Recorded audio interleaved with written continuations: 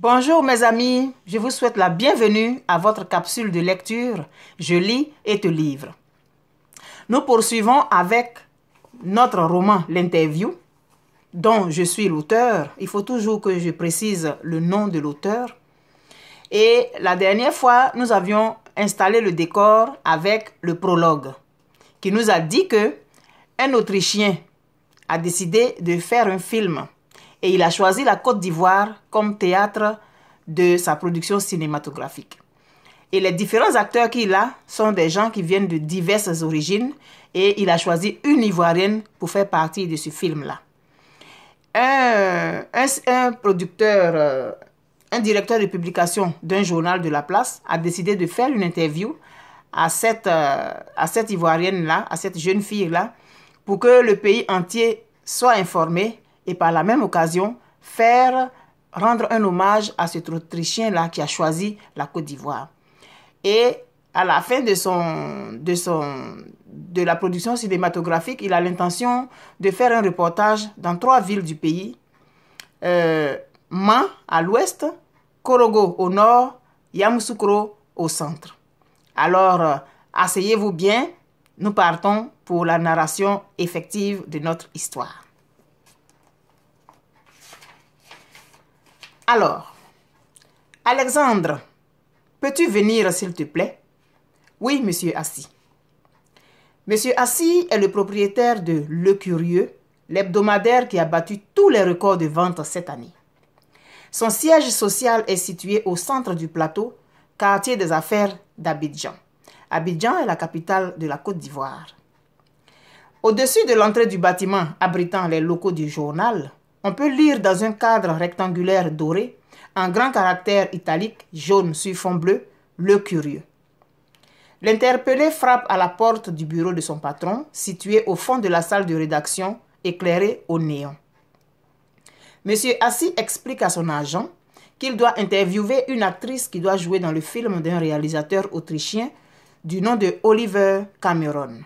Il lui donne le contact de l'actrice qu'il a noté sur une fiche de renseignement.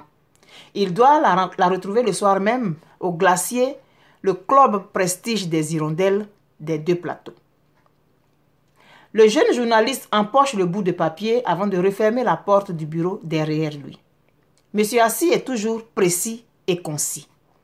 Cela fait maintenant 20 ans qu'Alexandre le connaît et cet ami d'enfance de son père, de feu son père, l'a toujours fasciné. C'est lui qui lui a inculqué l'amour de la profession. La salle de rédaction est grouillante de bruit, de causeries, de téléphones qui sonnent. Il se dirige vers son bureau, mitoyen à celui de son patron. Quand il entend l'une des photographes du journal lui demander si la femme de sa vie va bien. Iris Ninago est une très belle jeune femme de teint noir, grande et mince. Quand on dit une femme noire, nous sommes tous appelés noirs, nous les gens d'origine noire africaine. Mais dans notre pays, et c'est valable pour tous ceux qui sont d'origine africaine, il y en a qui sont plus foncés que d'autres. Alors quand on dit une femme noire, c'est-à-dire qu'elle est plus foncée que les autres. Et quand une femme est un peu plus pâle, on dit elle est claire. Elle est un peu claire, elle est un peu noire. Alors celle-là, elle est d'un teint noir bien foncé. Ah donc Iris, une belle jeune femme de teint noir, grande et mince, l'interpelle. Et elle lui demande si la femme de sa vie va bien. Oh, tu sais très bien que je ne suis pas mariée, alors arrête de te moquer de moi. Mais tu peux être fiancée quand même, non? Non plus. Mais comment se fait-il? Les filles sont aveugles ou quoi? S'approchant de lui, elle lui susurre. On pourrait s'essayer tous les deux. Qu'est-ce que tu en penses?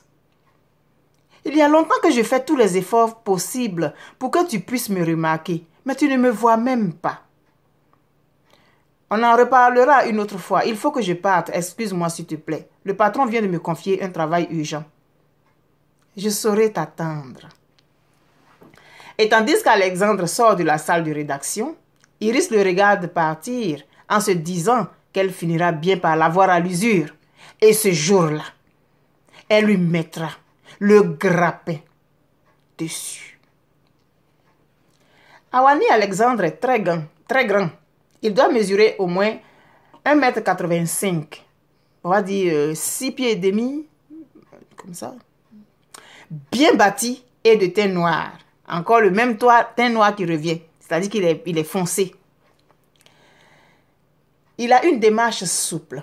Il a toujours la mine et le regard triste. Néanmoins, il est très appliqué dans son travail. Lorsqu'il débouche sur le perron de l'immeuble, la lumière crue du soleil le fait cligner des yeux un instant. La rue grouille de monde. Son attention est attirée par un attroupement au coin de la rue, auprès d'un étal de vendeurs de journaux. Il s'en approche et trouve un grand nombre de titrologues discutant des sujets brûlants de l'actualité. Les titrologues, c'est un mot qui a été inventé par un groupe musical, Zouglou. Zouglou qui est un genre musical en Côte d'Ivoire. Et ce groupe musical-là dit que les titrologues, ce sont des gens qui se mettent devant les étals de journaux, qui lisent seulement les grands titres à la une et considèrent qu'ils connaissent le contenu de l'article. Alors, titrologue.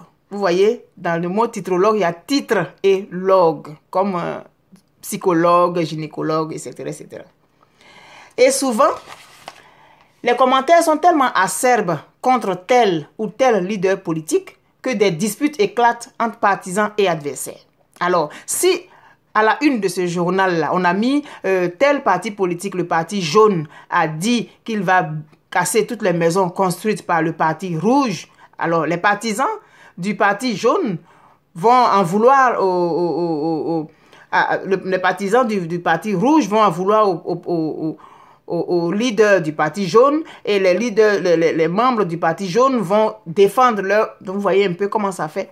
Et donc, souvent, c'est des disputes à n'en plus finir sans même avoir lu l'article en question, sans même avoir ouvert le journal.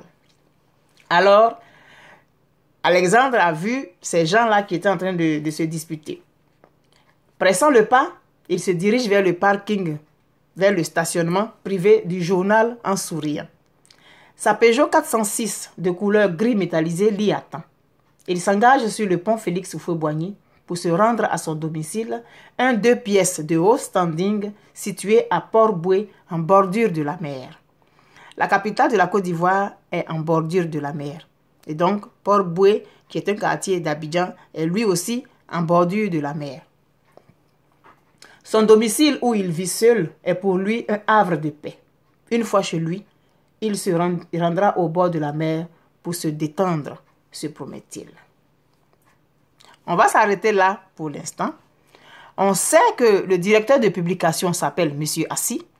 On sait que le journaliste qui l'envoie interviewer l'actrice s'appelle Alexandre Awani. Et donc, le journaliste ayant reçu sa mission rentre chez lui pour se relaxer avant d'aller rencontrer l'actrice dans un glacier, dans une crèmerie pour pouvoir faire l'interview. Alors, c'est sur ça que je vous laisse. J'ai hâte de vous revoir la prochaine fois pour continuer notre histoire. Dans l'intervalle, je vous demande de ne pas oublier jamais, jamais, jamais que je vous aime. Je lis et te livre. À la prochaine.